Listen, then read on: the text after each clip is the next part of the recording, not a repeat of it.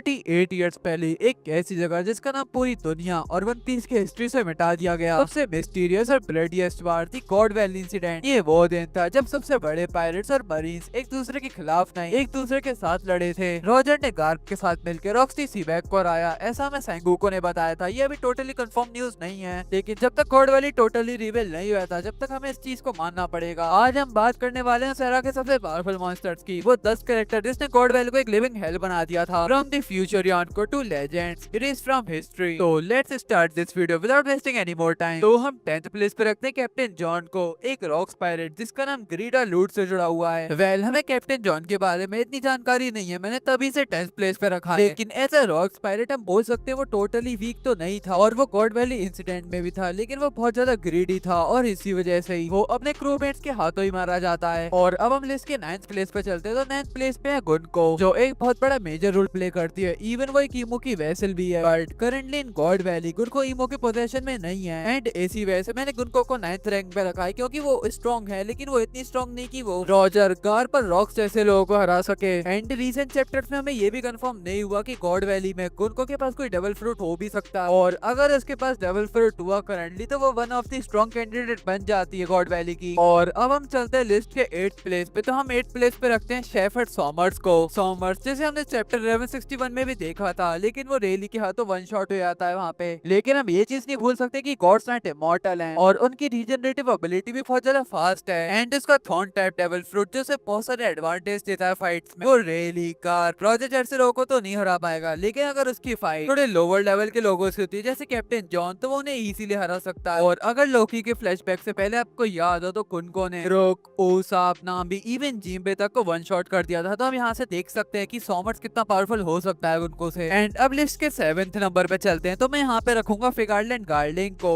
Supreme commander of the gods night. हमें chapter 1160 में पता चला है कि फिगार्लैंड गार्लिंग शैम्स और शैमरॉक का फादर है। ये अकेली चीजों से one of the strong characters में ले आती है, और वो गॉड्स नाइट का लीडर भी है। तो हमें ऐसी चीज से पता लग सकता है कि वो कितना स्ट्रॉन्ग हो सकता है। वैसे हमें गार्लिंग की कोई अच्छे से पावर रिवील नहीं हुई अभी तक, लेकिन वो शैम्स और शैमरॉक का फादर है, गॉड्स नाइट का लीडर है, और यही नहीं उसके पास अथॉरिटी भी है सेलेस्टियल ड्रैगन्स को सजा देने की। इन सारी चीजों से हम उसे जज कर सकते हैं, और मैंने इसे यही चीज सोच के 7th रैंक पे रखा। वेल आपका क्या ओपिनियन है इस चीज में कमेंट्स में जरूर बताना। तो चलते हैं लिस्ट के 6th नंबर पे। तो हम लिस्ट के 6th प्लेस पे रखते हैं यंग काइडो को। वेल मेरा रीजन काइडो को 6th प्लेस पे रखने का इस वजह से है क्योंकि उसके पास अभी करंटली डबल फ्रूट भी नहीं है, और काइडो को ये वाला वर्जन क्योंकि ये बहुत ज्यादा यंग है तो वो एक्सपीरियंस भी लैक करता है बहुत ज्यादा। और ऊपर से मुझे लगता है कि काइडो की हाकी इतनी एडवांस लेवल की भी नहीं होगी यहाँ पे। लेकिन अगर मुझे कंपेयर करना हो गार्लिंग, सॉमर्स, कुनको और कैप्टन जॉन से, तो मैं उसे ऊपर ही रखूंगा। हाँ गॉड्स नाइट इमॉर्टल है, लेकिन वो काइडो जितना ड्यूरेबल नहीं है। जैसा कि हमने वन पीस के पुराने आर्क्स में भी देखा है, काइडो ने एक स्काई आइलैंड से अपने आप को मारने की कोशिश करी थी, लेकिन उसे तब भी कुछ नहीं होता, और उसे उसकी यही चीज उसे बहुत ज्यादा स्ट्रॉन्ग बनाती है। तो चलिए अब लिस्ट के 5th नंबर पे चलते हैं। तो 5th प्लेस पे मैं रखता हूँ शिकी द गोल्डन लायन को। इससे पहले कि आप कुछ बोलो कि तुमने काइडो को 5th प्लेस पे क्यों नहीं रखा, मैं आपको रीजन देता हूँ शिकी को 5th प्लेस पे रखने के लिए। फर्स्ट ही शिकी का प्राइम वर्जन है, और वो रॉजर का राइवल भी रह चुका है। एंड हमने गार्ड के फ्लैशबैक में भी देख रखा है कि शिकी ने मरीन फोर्ट पर अटैक करा हुआ था एक बार, और उसे रोकने के लिए गार पर सेंगो को दोनों की जरूरत पड़ी थी। एंड अगर आपको ये चीज अभी भी कन्विंस नहीं कर पा रही, तो सेंगो को एक ऐसा बनता है जो बहुत ज्यादा स्ट्रॉन्ग है, उसे भी गार्ड की क्लोज ही माना जाता है। उसका डेविल फ्रूट जो उसे गोल्डन कुत्ता की फॉर्म देता है, जो हमने मरीन फोर्ट आर्क में भी देखा। एंड इसी वजह से मैंने शिकी को 5th प्लेस पे रखा है, क्योंकि वो यंग काइडो और सारे गॉड्स नाइट को इजीली डिफीट कर सकता है। और अब हम आते हैं 4th प्लेस पे। तो 4th प्लेस पे मैं रखता हूँ Charlotte legend young big mom को। वेल अब आप बोलोगे तूने शिकी को 5th प्लेस पे क्यों रखा और बिग मॉम को 4th प्लेस पे क्यों रखा। वेल इसका रीजन ये है कि हमने most of the time big mom की एबिलिटीज देख रखी हैं, उसका ब्रोकन डेविल फ्रूट, और जो उसके बाद बिग मॉम ने एल्बाफ में करा था वो तो कोई भूल भी नहीं सकता। वेल टू बी ऑनेस्ट मैं बिग मॉम और शिकी की एबिलिटी में ज्यादा सर्टेन नहीं, और मुझे नहीं पता अगर इन दोनों की फाइट हुई तो कौन जीत सकता है। वेल मैंने बिग मॉम को 4th प्लेस पे इस वजह से भी रखा क्योंकि वो बहुत ज्यादा टैक्टिकल है शिकी की तरह, लेकिन उसे एक चीज शिकी से अलग बनाती है, वो है उसका डेविल फ्रूट। जैसा कि मैं पता है वो किसी भी चीज के अंदर अपनी सोल डाल सकती है और उसे अपना अलाय बना सकती है, जो बिग मॉम को एक फॉर्मेटेबल अपोनेंट बनाता है। और चलिए अब हम चलते हैं 3rd रैंक पे। तो मैं 3rd रैंक पे रखता हूँ सिल्वर रेली को, द डार्क किंग। वेल इस रैंक पे मैं गबान को भी रख सकता था, लेकिन इस टाइम तक गबान ने कुछ भी ऐसा अचीव नहीं करा, इस वजह से मैंने गबान को नहीं रखा यहाँ पे। तो अब हम करते हैं रेली के बाद। तो गॉड वैली में रेली ने शाकुयाको को बचाने के लिए कॉमर्स को वन शॉट कर दिया था, और रेली इस टाइम पे अपने प्राइम में ही है, तो इसका मतलब समझ सकते हो कि उसकी हाकी सारी एडवांस लेवल की की है जो उसे एक बहुत ज्यादा स्ट्रॉन्ग ओपोनेंट बनाती है, एंड उसका काम नेचर एंड उसके टेक्टिकल डिसीजन, ये सारी चीजें उसे एक हार्ड टू डिफीट ओपोनेंट बनाती हैं। तो अब हम चलते हैं लिस्ट के सेकंड रैंक पे। तो यहाँ पे मैं 3 लोगों को डालना चाहूंगा। ये तीनों कैरेक्टर्स बहुत ज्यादा स्ट्रॉन्ग है और इन तीनों की पावर लेवल को एक इंडिविजुअल रैंक देना मेरे लिए बहुत ज्यादा मुश्किल था, इस वजह से मैंने इन्हें सेकंड रैंक पे रखा। तो इस लिस्ट में हमारा फर्स्ट कैरेक्टर है Whitebeard, then second character है Monkey D Garp and third है गोल्डी रॉजर। तो इन तीनों को मैंने इस वजह से रखा क्योंकि ये तीनों एक दूसरे के राइवल्स हैं। हमने गार्प और रॉजर के क्रैश भी बहुत देखे हैं और व्हाइट बियर्ड और रॉजर के भी, और मुझे इन लोगों की power level kind of same ही लगता है। इवन दो व्हाइट बियर्ड के पास एक डेविल फ्रूट भी है एंड गोल्डी रॉजर के पास एक स्वॉर्ड भी है, बट स्टिल आपको क्या लगता है? अपना ओपिनियन कमेंट्स में जरूर बताना। क्या इन तीनों को एक इंडिविजुअल रैंक देनी चाहिए थी या मैंने इन्हें सेकंड रैंक पे रखना सही समझा? वेल, एक है हीरो ऑफ मरीज जो गॉड वैली के बाद बनता है, और फिर है king of the pirates and एक वर्ल्ड स्ट्रॉन्गेस्ट मैन। ऐसे मुझे इन तीनों की रैंकिंग में बहुत ज्यादा कंफ्यूजन था।